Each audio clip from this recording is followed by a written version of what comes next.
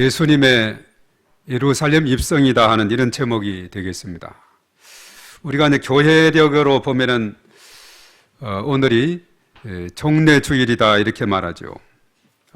바로 이 날은 예수님께서 예루살렘에 입성한 그런 날을 가리켜서 말하고 있는데 밤 선데이다 이렇게 말해요. PALM 선데이, 밤 선데이. 이 밤이라는 것은 뭐냐면 종려나무, 종려 가지다 하는 이런 의미거든요. 자, 그래서 밤 선데이라고 이렇게 한 것은 예수님께서 예루살렘에 입성하실 때 많은 무리들이 종려 가지를 막 흔들면서 환영을 한 데서 바로 밤 선데이다 이렇게 이름이 붙여지게 되었습니다.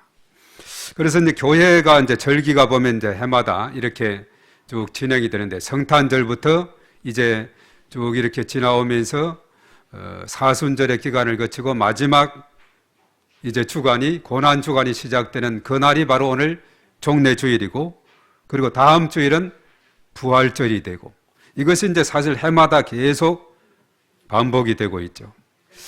우리 학교 생활이라든가 또 하다못해 옷가게 하는 분들도 보면은 반복되고 있어요. 요즘은 이제 옷가게 가보면 여름 옷들이 많이 나와 있죠. 겨울 옷이 들어갔고 이렇게 준비를 하듯이 이 모든 것이 그 시기에 맞게 계속해서 반복이 되고 있는 이런 것을 봅니다. 학교도 이제 3월달, 2월 말이나 3월달 되면은 개학을 하고 개강을 하게 되고 또 입학을 하게 되고, 그리고 이제 또 여름에 방학하고 또 겨울에 또 방학이 좀 있고 이렇게 계속해서 이제 반복이 되는 것을 보게 되죠.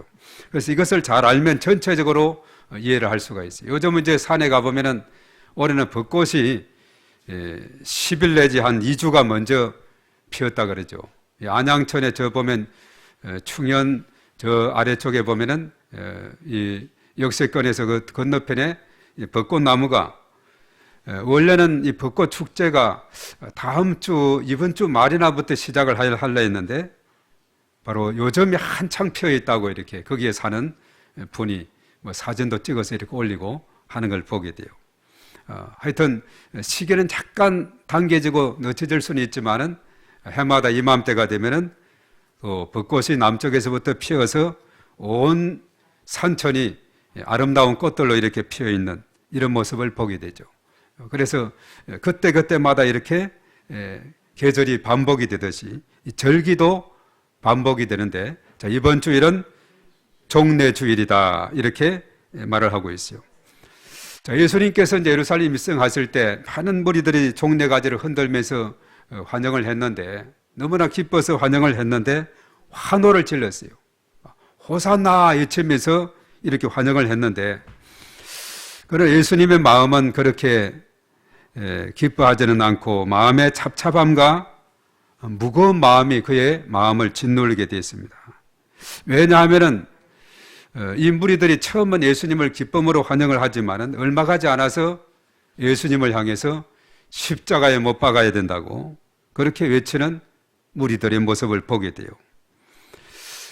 사실 그 당시에 무리들은 예수님께서 자신들을 로마의 통치에서 해방시킬 자로 그런 메시아로 생각을 했지만은 예수님은 이런 정치적인 해방의 메시아가 아니라 죄와 저주와 그리고 마귀의 결박에서 해방시키는 그런 분으로 오셨기 때문에 이 군중들 무리들의 생각하고는 차이가 있는 겁니다. 그래서 동상이몽이다 그러죠. 같은 잠자리에서 다른 꿈을 꾼다는 건데, 그 같은 예루살렘 거리에서 예수님의 생각하고 무리들의 생각이 다르게 됩니다.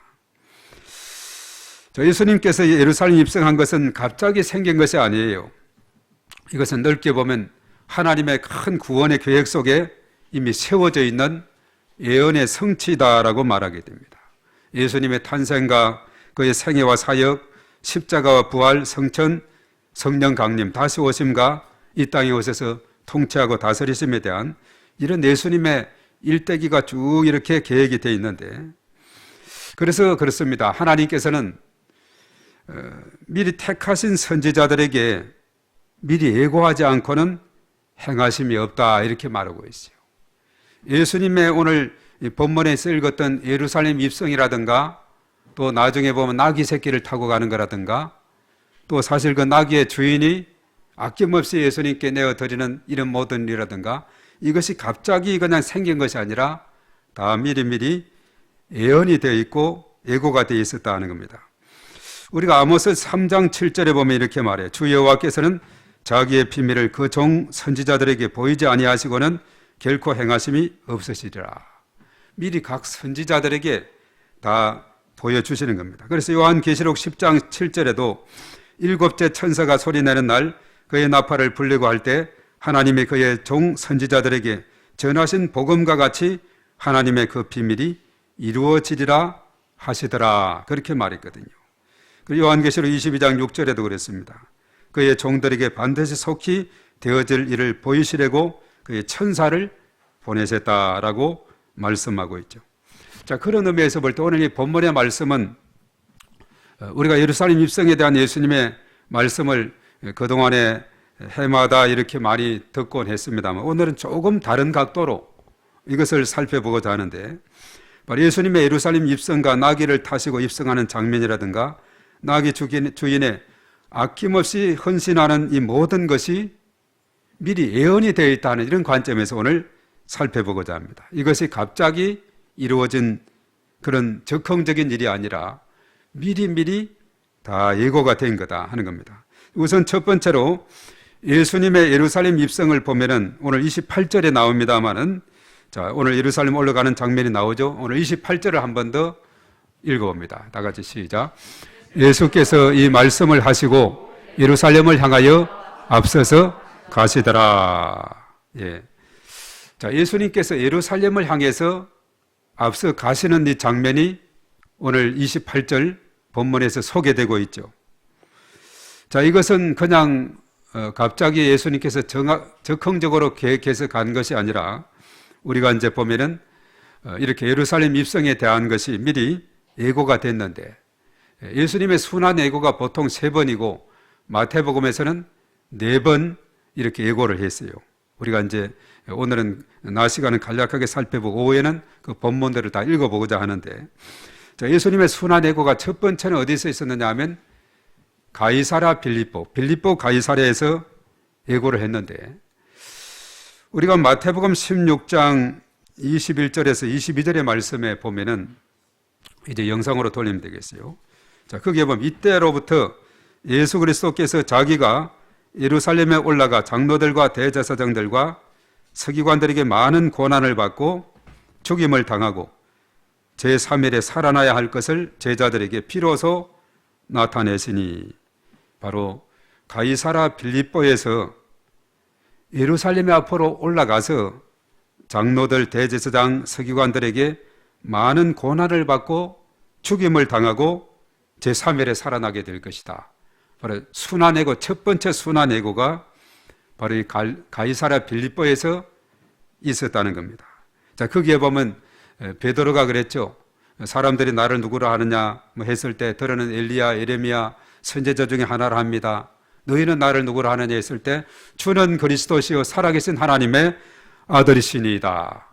이렇게 베드로가 고백했어요. 그 신앙의 고백이 있고 난 다음에 그 전에는 전혀 기띔도 안 해주다가 바로 여기에서 첫 번째 순환 예고를 하는데 예루살렘에 올라가게 될 것이고 거기에 가서 고난받고 죽임을 당해서 3일 만에 다시 살아나게 될 것이다. 이걸 첫 번째로 예고를 했습니다. 그리고 이제 두 번째는 사실은 어디서 예고했느냐 하면 이 갈릴리에서 예고를 한 것을 우리가 보게 돼요. 그것은 마태복음 17장 22절과 그리고 23절의 말씀에서 언급이 되어 있습니다. 자, 거기에서 보면은 미리 또 예고를 했고 두 번째는 갈릴리죠. 그 가이사랴 빌립보 아래쪽에 있는 갈릴리 호수가 있고 그 주변에서 그렇게 말씀했고 그리고 이제 세 번째 예고는 마태복음 20장 17에서 19절에 나오는데 예루살렘에 올라가시면서 또 이렇게 예고했는데 이 세 번째 예고입니다. 그것은 마태복음 20장 18절에 그렇게 했어요. 보라 우리가 예루살렘으로 올라가노니 인자가 대제사장들과 서기관들에게 넘겨짐에 그들이 죽이기로 결의하고 또 이방인들에게 넘겨주어 그를 조롱하며 채찍질하며 십자가에 못 박게 할 것인데 제3일에 살아나리라 그렇게 말했어요. 그리고 이제 마태복음에서만 26장 1절에서 5절에 기록이 됐는데 예루살렘 입성을 한 다음이니까 또 예루살렘이 되겠죠. 그게 2절에 말씀 그랬어요. 너희가 아는 바와 같이 이틀이 지나면 유월절이라 인자가 십자가에 못 박히기 위하여 팔리리라 하시리라 이렇게 말하고 있어요. 예루살렘에 이제 고난받기 이틀 전에 또 이런 순환에 대한 예고를 했다는 겁니다. 그래서 예루살렘 입성은 바로 인류 구속을 위한 하나님의 계획 속에 담겨 있던 일이었고 미리 예고를 했고 성취하게 됐다 하는 사실이죠. 그리고 사실 예수님이 이제 예루살렘에 오늘 입성을 한 다음에 이제 월요일은 어떤 일을 하느냐? 성전을 청결하고 화요일은 한 과부의 두렙돈에 대한 그 헌금을 칭찬하시고 수요일은 향유 부은 그 여인에 대해서 아주 크게 칭찬하고 여인이 복음이 전해지는 곳마다 다 그 이름이 알려지게 될 것이다. 이 행위가 알려지게 될 것이다. 칭찬했고 목요일은 제자들과 함께 최후의 만찬을 했고 금요일에 십자가에 죽으시고 토요일은 무덤 속에서 들어가 계시는 그리고 이제 토요일이 지나서 주일 새벽에 사망의 권세를 깨뜨리시고 다시 살아나시는 이런 계획이 쭉 이어지게 되는 것을 보게 되는 거죠. 그래서 예수님이 예루살렘에 입성하는 것은 이러한 하나님의 계획에 발맞추어서 있게 되는 것이다. 이렇게 보는 것이죠. 그래서 예루살렘 입성은 미리 예고된 것에 대한 성취다 하는 겁니다. 자, 그리고 사실 이제 두 번째는 우리가 무엇을 봤느냐 하면은 나귀 새끼를 타시는 예수님의 모습을 우리가 보게 되죠. 자, 예수님께서 예루살렘 가까이 감람원이라 불리는 산 쪽에 있는 벳바게 그리고 베단이 가까이 가시게 됩니다. 자, 그때 제자 몇 명을 보내게 되죠? 2명을 보내게 됐죠. 우리가 사실 이 정탐꾼으로 모세가 가데스 바네아에서 가나안 땅으로 보낸 정탐꾼이 총 몇 명이었어요? 10명하고 2명. 왜냐하면 각 지파에 한 사람씩을 뽑아서 보내서 12명을 보냈죠. 여리고성을 점령할 때 여호수아가 정탐꾼을 몇 명이나 보냈을까요? 네, 그때 2명을 보냈죠. 오늘 예수님은 이제 예루살렘 건너편에 있는 감람원이라는 산의 동쪽 편에 있는 산입니다. 벳바게와 베다니 그 가까이 이랬을 때 2명의 제자를 보내게 돼요. 자, 우리가 지도를 한번 보겠습니다. 이 지도가 이제 2개 있는데 이 지도를 보면은 저 지도가 이제 이스라엘 지도 중에 한 부분을 언급했는데 저기에 이제 쭉 지도의 위쪽은 갈릴리 호수고 아래쪽은 사해 바다. 얘는 갈릴리 바다라고도 하죠. 사실은 우리로 말하면 큰 호수를 이제 이스라엘에서는 바다, 갈릴리 바다, 사해 바다 이렇게 이야기를 합니다. 그 이제 붉은 줄과 녹색 줄이 있는 거 보면 예수님이 다니신 사역하시면서 다니신 장소입니다. 그 위쪽에 갈릴리 바다 위쪽에 보면 가이사랴 빌립보가 나와요. 빌립보 가이사랴. 요즘 이렇게 이제 이름을 빌립보가 앞에 있는데 옛날에는 가이사랴 빌립보 했는데 빌립보의 가이사랴. 거기에서 사역을 하시고 쭉 내려오셔서 사해바다 북쪽에서 거기에 보면 바로 건너면은 여리고성이 있죠. 여리고성 쪽으로 해가지고 쭉 가는데 바로 벳바게 베다니라는 장소가 있죠. 예루살렘 거리하고 거의 한 1km 정도, 1000m 정도 밖에 되지 않는 아주 가까운 거리에 도달하게 되었어요.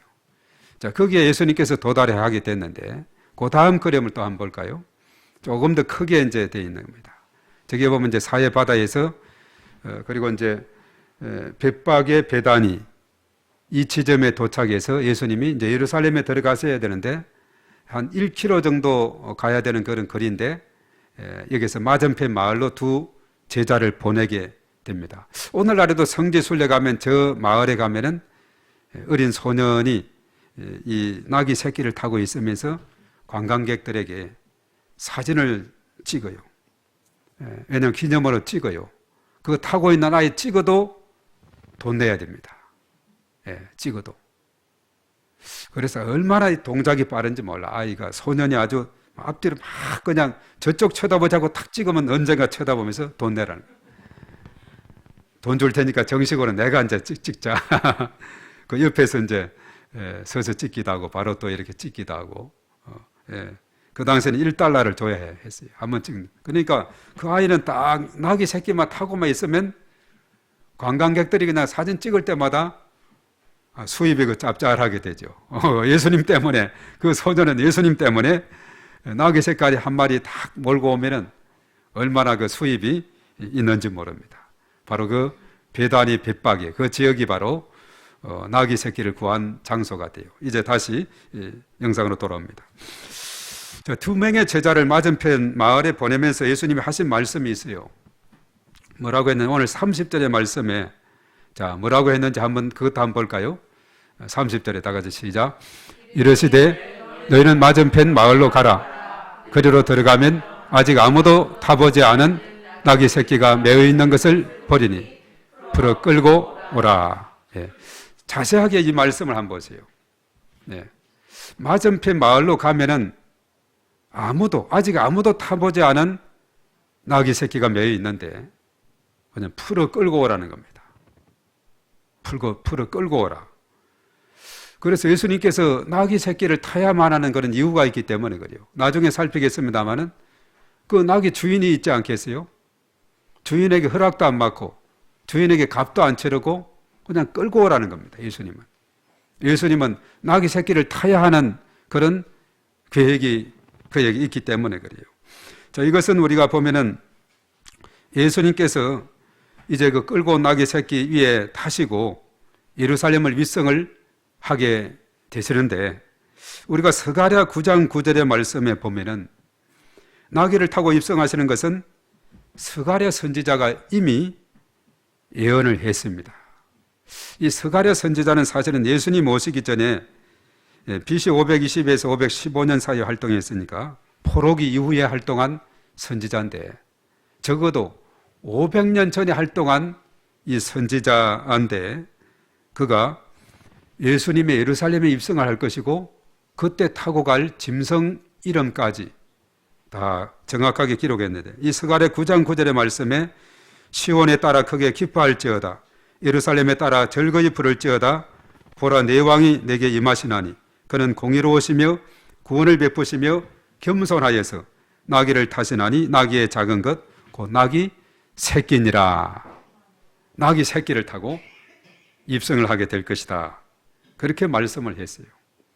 자, 우리가 성경 퀴즈 대회를 하게 되면 이것도 다 답이 나와요. 그 문제가 나옵니다. 스가랴 9장 9절이고, 그리고 그때 예수님 타시고 간 짐승의 이름, 나귀, 그리고 정확하게 나귀 새끼를 타고 가셨다. 자, 예수님이 오시기 500년 전에, 사실 이 스가랴는 전체 14장이 되어 있는데 뒤에 9장에서부터 14장까지는 제2스가랴서다 이렇게 해가지고 그 시대가 이제 페르시아 시대 다음인 헬라 시대 이렇게 보는 신학자도 있어요. 헬라 시대는 BC 333년 이후인데 그렇게 본다 할지라도 적어도 300년 전, 많게는 500년 전에 예언이 되어 있었다는 것이죠. 예수님의 태어날 고향이라든가 자라나는 또 제2 고향까지 다 예언이 하나하나 다 성취되는데, 이사야 선지자 또 미가 같은 경우가 이런 예언을 또 계속 이어서 하고 있는데요. 자, 이사야서는 전체 몇 권으로 되어 있느냐 하면 66권으로 되어 있어요. 66장으로 되어 있습니다. 이사야 66장으로 되어 있는데, 우리가 성경이 전체 몇 권이냐 하면 66권이라고 그랬죠. 그래서 이사야 선지자가 기록한 그 책은 66장은 어떻게 보면 성경 66권에 대한 하나 예표다 이렇게 보는데, 1장에서 39장까지는 바로 심판에 대한 것이라면 40장에서 66장은 위로와 소망에 대한 그런 말씀이에요. 그래서 보면 사실은 이사야 1장에서 39장까지는 우리가 구약이 39권으로 되어 있거든요. 바로 이 구약에 대한 것을 언급하는데 그 장소는 예루살렘이고 예루살렘의 그 성전이 아주 건재한 그런 가운데 있습니다. 그런데 이사야가 활동했던 시기는 BC 742에서 700년, 그러니까 이 스가랴보다도 한 200년 먼저 활동했던 그런 선지자가 이사야 선지자. 그러니까 적어도 700년 전에 이사야 선지자가 예언을 하게 됐다 하는 겁니다. 700년 전에. 그리고 사실 이사야도 자세하게 보면 40장에서 45장은 그 배경이 바벨론 포로지인 것을 볼 때 이것은 시대적으로 조금 한 540년, 한 150년 후 정도에 기록을 했다 이렇게 보게 돼요. 그리고 3이사야라 할 수 있는 56에서 66장은 그 당시 배경이 다시 예루살렘으로 돌아오는데 그때는 성전이 다시 지어진 그때 포로 이후를 말하고 있어요. 이때를 말하면 BC 한 500년 정도 이렇게 보게 되죠.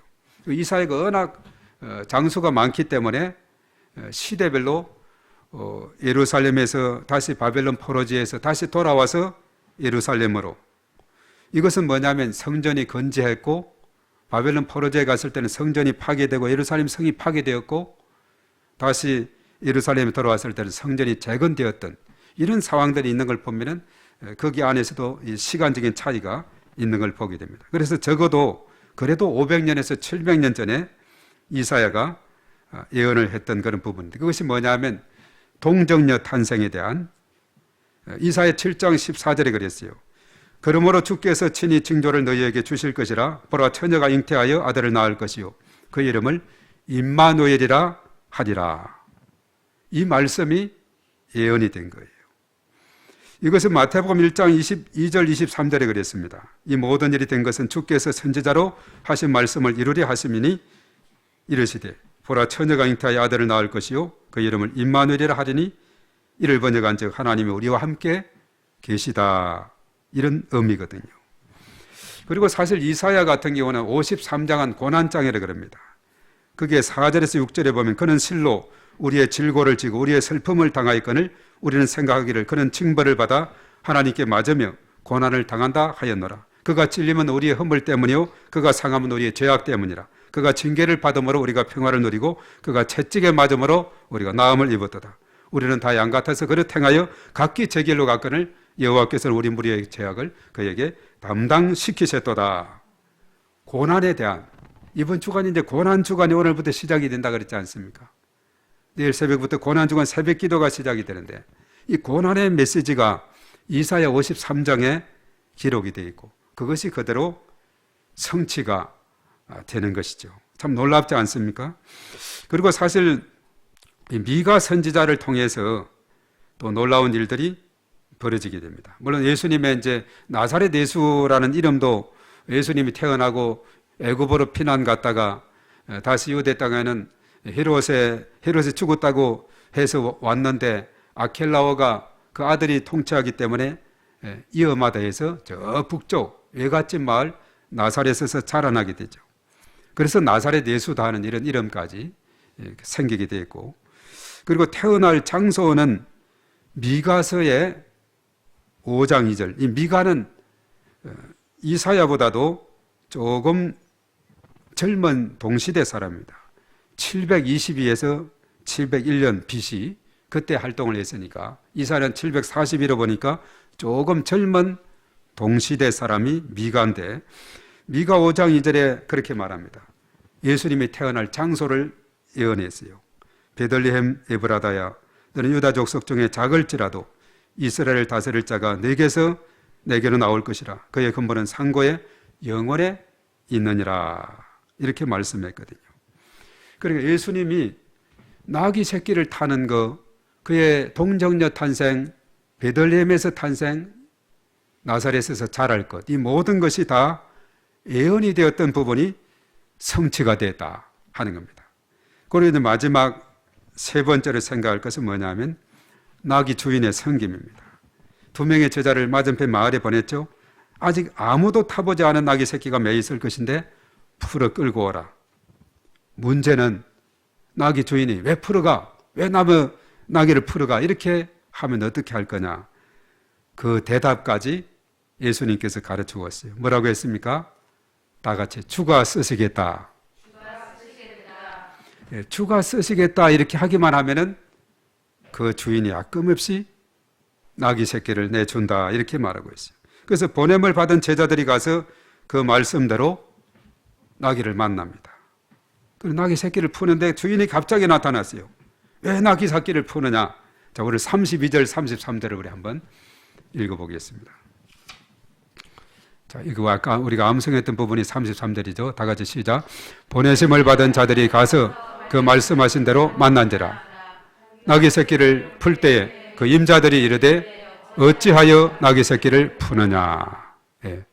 임자 허락도 없이, 주인 허락도 없이 이렇게 나귀 새끼를 보고 풀게 되니까 주인이 갑자기 나타나서 왜 나귀 새끼를 푸느냐 이렇게 할 수밖에 없죠.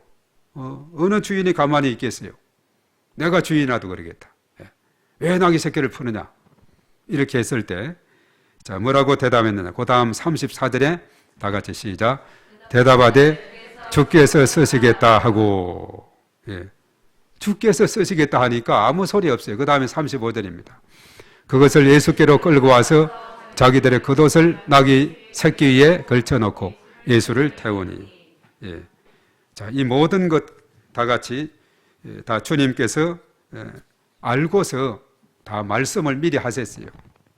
거기 있는 나귀 새끼까지도 다 미리 예수님 말씀하고 주가 쓰시겠다 이렇게 하면은 그냥 주겠다 해서 그대로 끌고 와서 예수님을 태우고 이제 예루살렘으로 가게 되죠.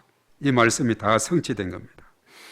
예수님이 이 땅에 오시고 행하시는 일들은 모든 것이 계획하신 대로 이미 말씀하신 대로 하나하나 성취되었습니다. 바로 세상 죄를 지고 가는 하나님의 어린 양이 되시게 된 것이다. 요한복음 1장 29절의 말씀처럼 우리가 지난 주일의 말씀처럼 새 언약의 중보자가 되기 위해서 우리가 지난 주간 히브리서 9장 34절에 그랬죠. 염소와 송아지의 피로 하지 아니하고 오직 자기 피로 영원한 속죄를 이루사 단번에 성소에 들어가셨느니라. 암송하니까 잘 써먹죠. 염소와 송아지의 피로 하지 아니하고 오직 자기 피로 영원한 속죄를 이루사 단번에 성소에 들어가셨느니라.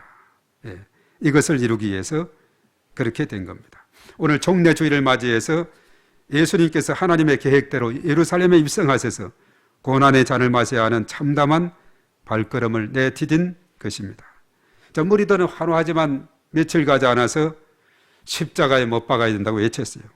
그 당시 명절이 되면, 유월절 명절이 되면 죄인 하나를 풀어주는 그런 전례가 있었는데 무리들은 흉악범 바라바는 놓아주고 죄 없으신 예수님은 십자가에 못 박으라고 외치게 되었죠. 그래서 빌라도가 죄 없는 예수님을 그냥 잘못 재판해서 불의하게 재판해서 십자가에 못 박도록 넘겨주게 된. 그래서 우리가 사도 신경을 외울 때 본디오 빌라도에게 고난을 받으사 그 이름이 계속 우리가 익혀지게 되는 것을 보게 됩니다. 예수님이 십자가에서 죽으심은 구약의 반복적에 드렸던 짐승의 제사를 청산하게 되었습니다. 단번에 영원한 속죄를 이루었다. 히브리서 9장 12절에 그렇게 했죠. 하나님은 저와 여러분들을 구원하시기 위해서 독생자를 아낌없이 우리에게 보내주시게 된 겁니다. 아낌없이 보내주시게 되었다. 이렇게 말씀하고 있습니다. 염소와 송아지의 피로 하지 아니하고 자기 피로 영원한 속죄를 이루사 단번에 성소에 이루었다. 이렇게 말합니다. 12절이라 그랬죠. 12절. 9장 12절입니다. 그것이. 그래서 로마서 8장 32절에 보면은 자기 아들을 아끼지 아니하시고 우리 모든 사람을 위하여 내주시니가 어찌 그 아들과 함께 모든 것을 우리에게 주시지 않겠느냐 이렇게 말씀했죠. 이러한 하나님의 놀라운 사랑을 깨닫고 우리가 감사하면서 그 은혜에 보답하며 살아가는 저와 여러분들이 다 되어야 될 줄 믿습니다. 우리가 고난주간을 시작하면서 하나님의 놀라운 사랑, 그 사랑을 깊이 되새기고 하나님 사랑, 이웃 사랑을 실천하면서 살아가는 저와 여러분들이 다 되어야 될 줄로 믿습니다. 우리 모두 주님의 크신 축복이 넘치시기를 주님의 이름으로 축복합니다. 아멘. 자, 이 시간 우리 다 같이 말씀을 생각하면서 우리 다 같이 주여 한 말하고 통성으로 기도하면서 바로 예수님의 이 땅에 오시고 예루살렘 입성은 다 예고되었고 구원의 성취를 위해서 단번에 십자가 지시고 영원한 속죄를 이루기 위해서 우리에게 오셨고 또 우리에게 구원의 길을 활짝 열어주셨음을 우리가 믿고 나아가는 저희 모두가 되어야 되겠습니다.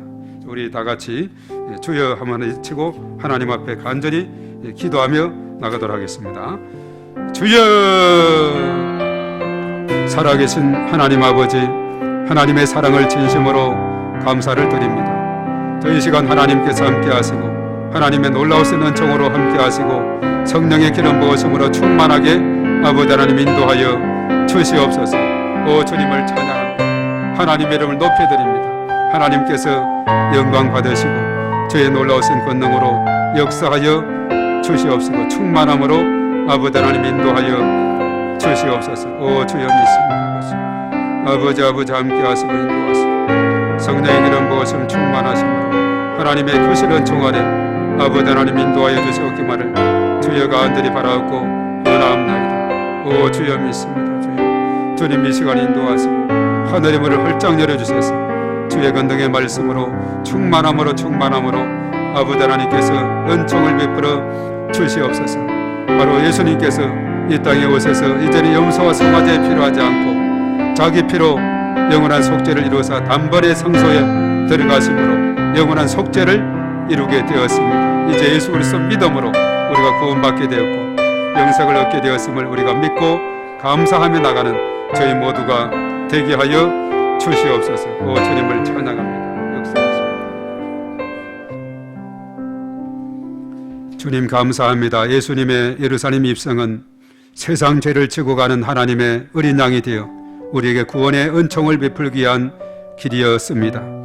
이제 단번에 십자가 죽으심으로 영원한 속죄를 이루게 되었고 그 은혜로 인해서 우리가 하나님의 자녀요 구원의 놀라우신 은혜를 힘입게 된 것 감사하며 하나님 앞에 영광 돌리는 저희 모두가 되게 하여 주시옵소서. 예수님의 이름으로 기도하옵나이다.